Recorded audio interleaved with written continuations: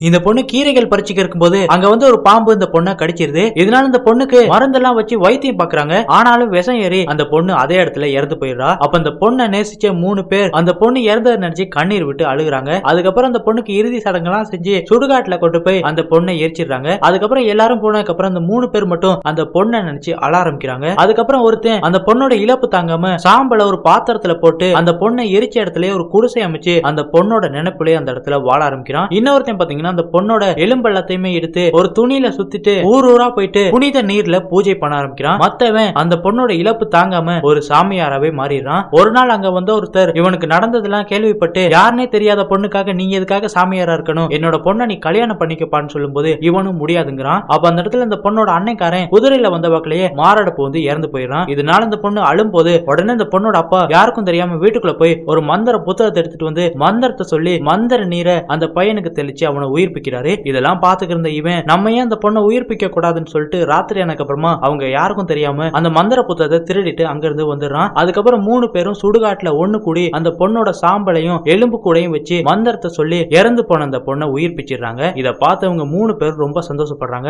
அதுக்கப்புறம் இந்த பொண்ணை நான் தான் கல்யாணம் பண்ணிக்குவேன், நான் தான் இவ்வளவு உயிர்ப்பிச்சேன்னு சொல்லி ஆளாளுக்கு போட்டி போட ஆரம்பிக்கிறாங்க. இந்த பக்கம் வேதாளம் விக்ரமாதித்யன் இந்த 3 பேர்ல யாரு அந்த பொண்ணை கல்யாணம் பண்ணிக்க தகுதியானவங்க, இதுக்கு நீ பதில் சொல்லாட்டிக்கு உன்னோட தலை வெடிச்சிரும்னு சொல்லுது. இதை கேட்ட மன்னரும் அந்த பொண்ணை உயிர்ப்பிச்சவன் தந்தை ஸ்தானத்தை சேர்ந்தவன், 2வது அந்த பொண்ணோட எலும்பு கூட ஊரூரா புனித நீர்ல பூஜை பண்ணவன் ஒரு மகன் ஸ்தானத்தை சேர்ந்தவன், 3வது அந்த பொண்ணோட நினைப்புலயே அந்த பொண்ணை எரிச்ச இடத்துல அந்த பொண்ணோட நினைப்புல அந்த இடத்துல இருந்தவன் ஒரு கணவன் ஸ்தானத்தை சேர்ந்தவன், அதனால அவனே அந்த பொண்ணை கல்யாணம் பண்ணிக்க தகுதியானவன் சொல்றான். மன்னன் சரியான பதில் சொன்னனால இந்த பக்கம் அந்த பையனையே அந்த பொண்ணு கல்யாணம் பண்ணிக்கிறா.